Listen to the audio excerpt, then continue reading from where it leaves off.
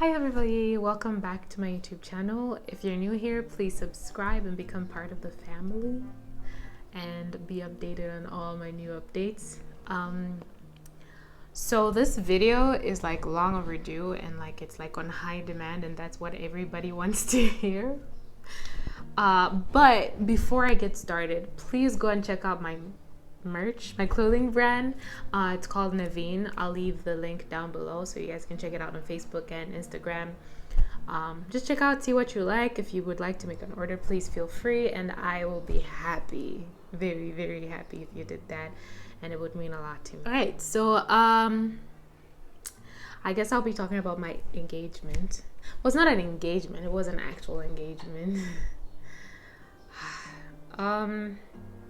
I don't think I thought this through really, because I just remembered today. I'm like, oh wait, I need to upload, and then I remember that, you know, this is what you guys wanted to hear about, but at the same time, it's a pretty sensitive thing to talk about, but I feel like I should talk about it anyway. All right, so engagement. So I guess I have to give you guys a backstory first on how I met this guy. Basically, I met him when I was working.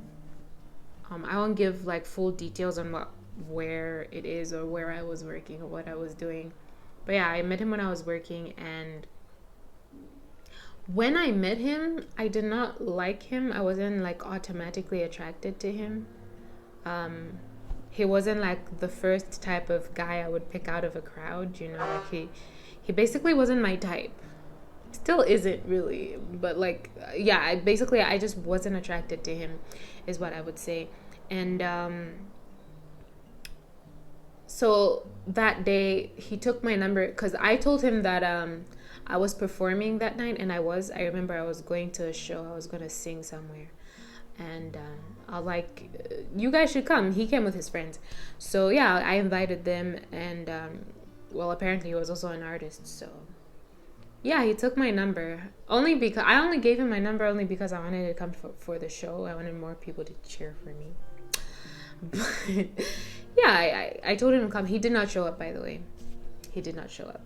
And I think months passed. I think about 3 months maybe of not talking to him. I wasn't interested in talking to him. He would text me here and there, but like I wouldn't really respond. Or rather just respond in a way that somebody you would like, how you'd like someone you like to respond. That's it. Yeah, I didn't respond that way. So I only started to talk to him maybe 4 months after he took my number. I wasn't really interested at the time. I was too focused on like moving out, getting on my feet, my work and everything, paying attention to my job, and you know, just trying to make money really. And I wasn't really paying attention to men or boys or whatever. And this was actually like about 4 years ago. Yeah, that was about 4 years. That was 2017 when I met him. And so yeah, January 2018 is when, you know, I got serious with talking to him. Like, yeah, I thought it was funny. Like, he would call me here and there, and when I was working the night shifts, you know, we would have free time like after we were done working, like while we're cleaning up and everything. So he would like call me in between those times, and I would have, you know, conversations with him, and I thought he was just like a cool person. Funny. I think funny is like the one thing that stood out for me, and I thought that he was well spoken as well, and I liked that I could communicate with him, because like most times, like when you're talking to a guy, like he just doesn't really understand what you're saying, and it's always pardon, sorry, excuse me, and I didn't like that. So that, I guess those are like the two main things that attracted me to him. Not physically in the beginning. No, I wasn't physically attracted to him. I wasn't interested in that at all. But yeah, we would talk pretty much every day. And then, you know, he would actually avoid to meet up with me. I would suggest, hey, let's hang out. But like he would come up with different excuses and all of that. And then yeah, he decided, I guess, because people just decide to do things, making group decisions without a group. uh, yeah, we met, and I think from the beginning there was like everything about him was suspicious. Like everything was just weird. He showed up, he was acting strange. He said he wasn't feeling well, but he needed to show up because he had disappointed me too many times, and he did.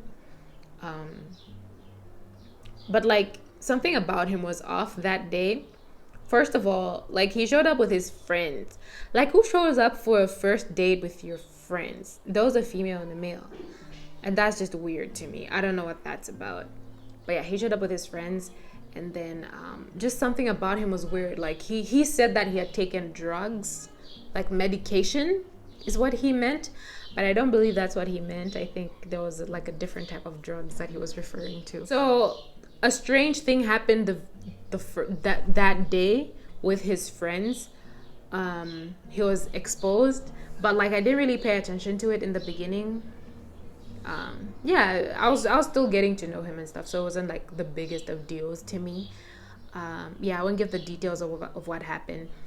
Before I go further, though, I would like to say that this is not me trying to ruin someone's name or make them look bad. I feel like their actions just make them look bad. And just the fact that this person was in my life and they caused so much impact, it's hard not to talk about them because like they're in every corner. This was someone who was my best friend, and we did everything together. We went up to getting engaged, and how much that person meant to me. So it's not me trying to make them look bad. This is a person that was in my life for a really long time, and that caused so much impact. The impact just happened to be bad. I'm just like telling my story because this is something that's like, it's close to my heart. It's a very important it's an important part of my life, basically, is what I would say, because I learned a lot from it. So yeah, fast forward, we got in a relationship. Yeah, he actually asked me to be his girlfriend. We went on dates. Like we spent every day together. Like I would travel. Wait, at the time I was still living in Lusaka. I was already in Lusaka, but even when I had moved back here, we would see each other like every day. Like I would travel from Kafue to go and see him, like almost every day rather, or every other day, something like that. But we would see each other a lot. And yeah, basically he just became my best friend, and we were like really, really close. Did everything together, talked about everything together. But from the beginning, as I said, like there was a lot of suspicious behavior from him that, I think because I didn't really have the wisdom that I have now back then, like I didn't acknowledge it, because I thought that, that type of relationship was like a normal thing. Like for example, if your partner switches off their phone for the whole day, that's like a normal thing. If you block your partner because you're upset about something, that's normal. And that's not. It's really not. Society will make you believe that if you're a psycho girl, like it's okay. It's not okay to do all those things. So yeah, that went on. Obviously he cheated, but like even when I had noticed all those things, like I was just in denial, because as I said, this was my best friend and I really wanted to keep this person in my life, and I loved him. And yeah, if anything, I would say he was my only friend. I don't want to offend anybody. Yeah, we were pretty close, and things went bad in my life, in his life as well. I mean, I'm sure, like, even if things were bad with him, they were surrounded with a lot of lies. Like, there was just a lot of lying going on. And what's weird is I would always know that he was lying. I would have a dream. I would just have a gut feeling and just know that he was lying about something. And I would call him out for it. Sometimes he would play victim by crying. You know how people, like, you're in an argument, like, it's heated, and then they just start crying, and they're like, I'm sorry. You're not sorry. You're sorry you got caught. That's what you're sorry for. So this is how the engagement happened. So yeah, I traveled from here to go and see him, and I think we had an argument about something, and I was sad about something, and then he proposed. Now, first of all, he proposes. He doesn't have a ring. There was no ring. And I didn't want to question it in that moment because, first of all, I understood where my partner was. I understood financially where he was. I understood just the whole situation, the way he was in life. Even if he continuously claimed to have thousands of money, I guess that wasn't important to me at all. And, I didn't care. And it didn't matter if he wanted to share the money with me or not. Like, it didn't matter to me. So, yeah, he proposed and there was no ring. And then this person goes on and says, that was November. I don't remember which year. November. And he goes, let's get married this December. December is a month away. We haven't talked to our parents. He's like, yeah, we don't have to tell them. Let's just go to the Civic Center and get married. I don't understand like what he was trying to get away with or what he wanted from me so much that he needed to marry me immediately.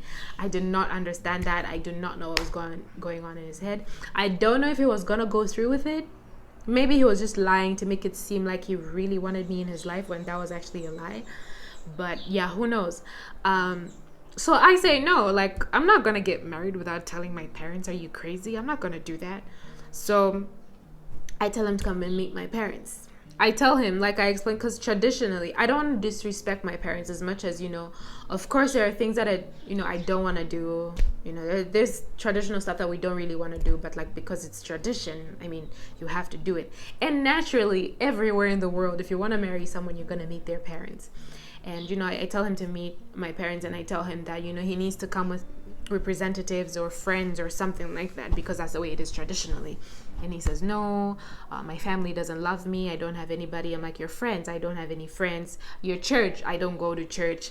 It was all these excuses about it. And I'm like, fine, I'm going to talk to my parents because like, first of all, I didn't want to get embarrassed. Like I was the middleman, basically. I was the one talking to him about like trying to like, bargain with him and say, no, like, listen, you need to come with someone, and then telling my parents like it's kind of difficult for him to come with anybody right now until they agreed to meet him alone. And so the first time he came, he actually met my entire family. He met my mom and my dad and my grandparents, my uncle and my aunt. Like that's a whole representation of a family basically when you're coming to meet for marriage. So he met everybody, my brothers, he met all my brothers, some of my friends, and my sister. And I did my part. And, that's the first time he showed up. Oh, that passed. That was easy. That was the easy part. But, like, just the fact that he didn't come with anybody was disrespectful on my side. Because now my parents are looking at me like, so, really? This is the family you want to get married into? So that passed, and now like the discussions for Lobola had to start, and both of us weren't very traditional, and he was about to refuse to pay, and I'm like, listen, I'm not gonna disrespect my parents for you. If they say that you have to pay, you have to pay, and like there's nothing I can do. I can try and negotiate the price for you, but I'm not gonna tell my parents not to just let you marry me like with no symbolism or anything like that. Like you just need to do something about it. And I think Lobola is just like it's an important tradition for all of us. I just like the symbolism behind it, and it's just a good thing basically in my opinion. But yeah, so I told him that, and now like the real problem started with the whole engagement thing. So I told him that he needed to come again, and now like it was serious. Like he really needed to come with a representative so they could discuss Lobola. Now it was excuse after excuse. I talked about his uncles. He says his uncles kicked him out. They don't want to see him. They think he's on drugs, which I believe. If he could come with his brother or something, or his cousins, he says he doesn't have any connections with them. Until this one day, he says that he has a grandmother that might be able to help. So he tells me that he has uncles who are coming in from South Africa for Christmas, and they would like, come with him. And I was happy. I'm like, oh gosh, finally, like I don't need to explain to my parents anymore, because I look like a fool. Traditionally, like the very, very traditional people would just like look at you like you're an idiot, if you do stuff like that. So I was really happy. I'm like, oh my gosh, finally help has come. And then now the day came for him to come. My uncle came, my grandparents were waiting, my mom was waiting, my grandfather, my aunt was waiting, and they were just waiting for him to come. And then morning, call him, are you gonna come? Yeah, my uncles just arrived in Zambia like this morning, they're just resting. And I understood that. I'm like, okay, all I know is that they're coming. And I waited up to probably 11 in the morning, called them again, and then he says their phones are off. They were supposed to be here, but their phones are off. I'm like, oh my gosh. So in that moment, I just knew like, okay, this is probably not gonna happen. But like, I still went on with it because, first of all, as I said, this was my best friend and I really wanted to get married. And I had other reasons surrounding this, and that's stuff I'm not ready to talk about yet. Maybe in the future when I'm like actually married, but like right now I don't think I can explain, the main reason why I said yes. Sadly, it's stuff that I don't really like to talk about anyway. So he tells me that, so basically I had negotiated the price for him. I negotiated, like, I was like, no, you can't charge more than this, you can't charge more than that. And then he goes and says, my grandmother says that if you charge us more than this amount, then there's gonna be disagreement. That was him just saying like, yo, I have this much. And I knew in my head, but like I was just like, like, let's just get this over with. And yeah, so he tells me that his grandmother took the envelope where he put the money for the wall. Apparently he was gonna pay everything at once. So I'm like, wait, why did she take it? He said that she wanted to bless the money and she wanted to put a letter in the envelope. Bless it for what? What? Okay, it just didn't make sense to me. And I didn't even meet this grandma of his.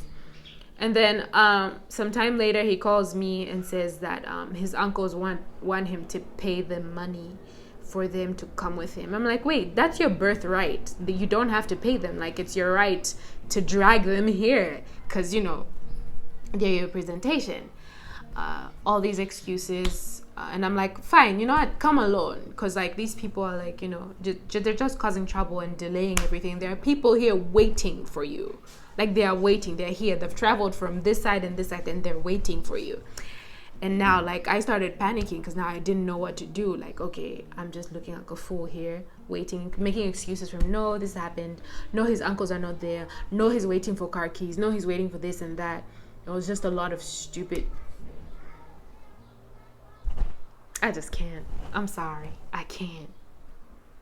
So basically what happened was he did not show up. No apology whatsoever. And what hurts me the most is, he can lie to me, like, whatever.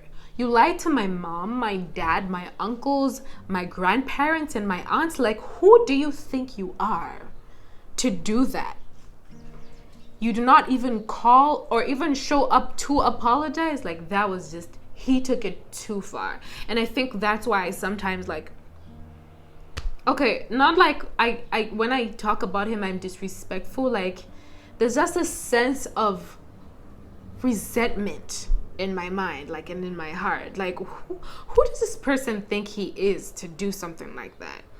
So, and I told him, I'm like, you need to show up here with, like, flowers or something and come and apologize to my mom, because there's no way you're going to do that just like that and just, go and forget about everything, because that's not fair. And he's like, yeah, I would do it. He never did it. He stood my mom up again when, she told him that he could come alone this time. And then he said, oh, no, my uncle agreed to come now and we're going to come with him. And then there was all sorts of excuses. No, the car broke down. Hey, the car is in McKinney. Hey, the car keys. No, I'm supposed to sleep in this house with this woman.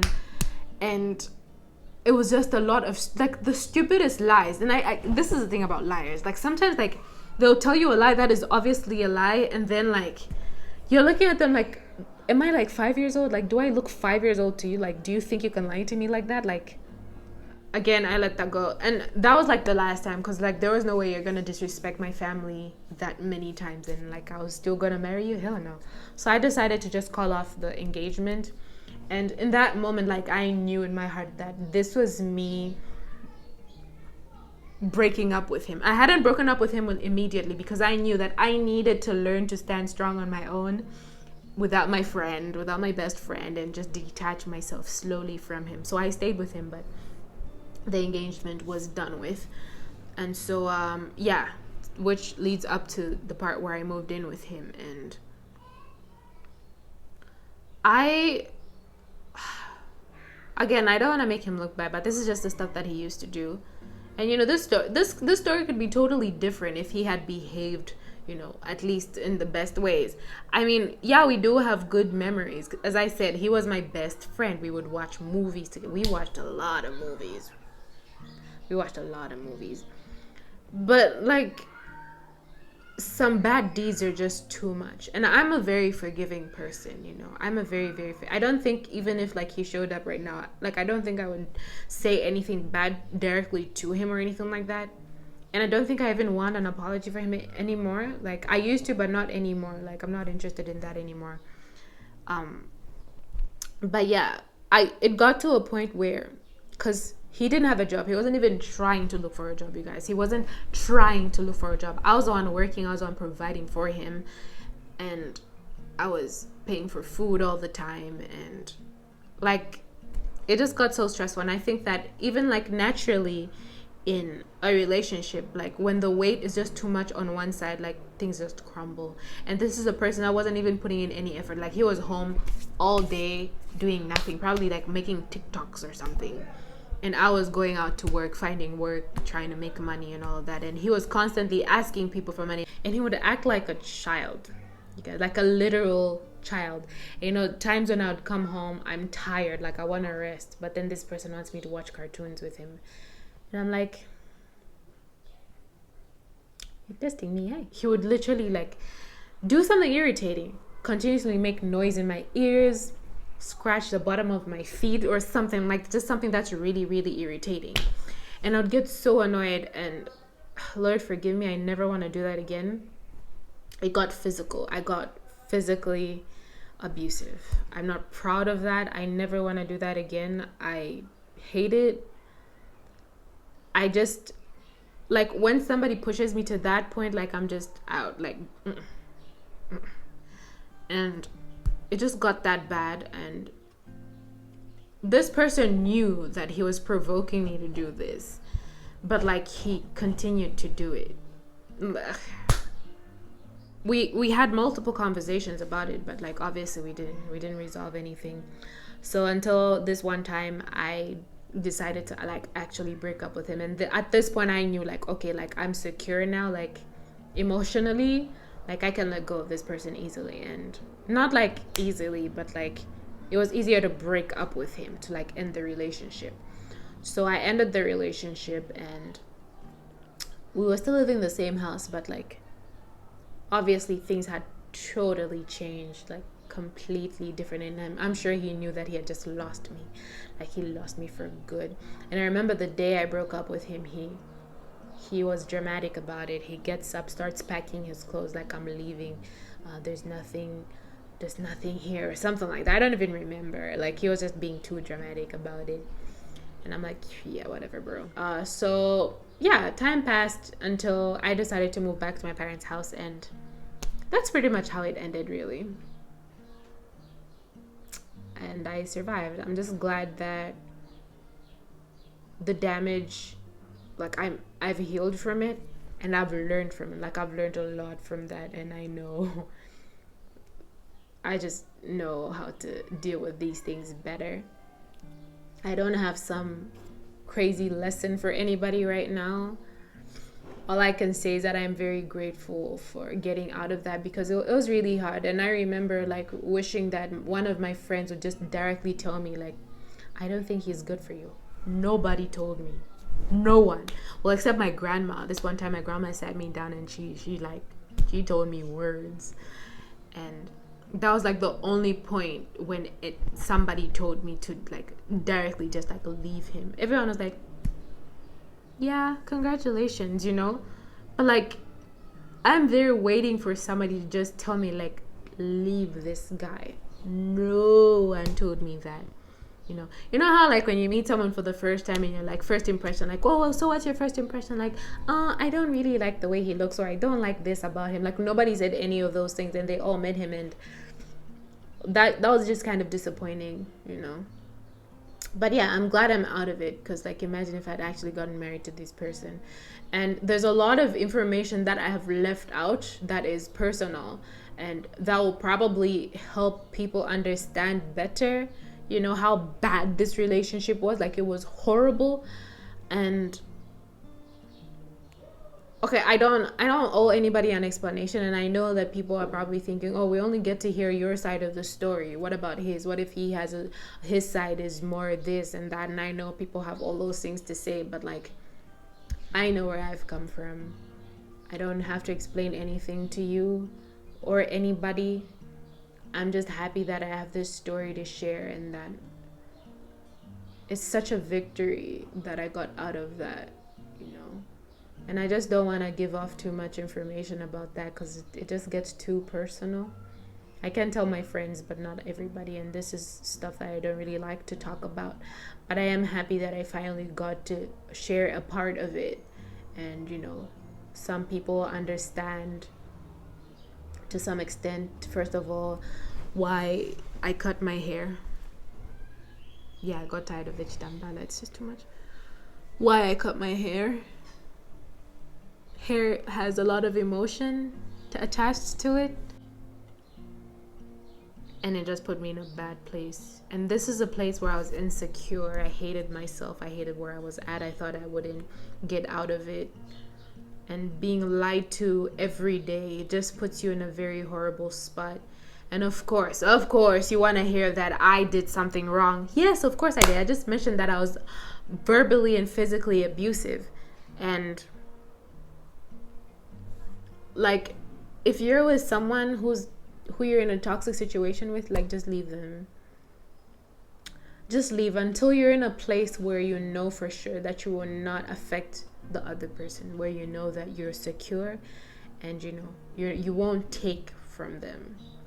It's just not safe, you guys. And we are young. We are too young to be going through these types of stuff. We're too young to be tolerating people who go quiet on us for a whole day and then come back and claim that they love you. That's a lie. Just leave that behind. You'll find better in the future. And I believe that if it's meant to be, like, you won't have any of those issues, to be honest. I haven't found it yet, but like, I pray I do. I mean, I know I will. And like, just don't force things. And I know that, some of our partners are like our escape. Like, as I said, like, he was my best friend, and if this person is your escape, and they just make your world better. I understand that, but like, just handle your situation until you're secure and you can finally live in a healthy way, in a mature way, in a wiser way. And yeah, let's just not judge each other either. Like, I've heard stories worse than mine. I mean, of course my story gets worse because I didn't say everything, but like, I've heard horrible stories, and you guys, like, let's just not judge people, because there's a lot of issues attached to these stories. We have backgrounds of mental health issues or whatever, and let's just pray for one another and help each other out. If your friend is in that situation, just directly tell them to leave that person, because that might actually help. It would have helped me. But yeah, things had to happen the way they happened. I hope you guys are happy now. I got to say all that stuff. That's too much. But anyway, I hope you enjoyed the story or learned something. I don't know, whatever it is that you took from it, I hope it was beneficial. And I'm happy to have earned your time. Please subscribe, share, like. Make sure you tell everybody about Naveen. Don't forget, the link will be down below so you guys can follow me and check out all the clothing I've posted over there. Thank you so much. Bye.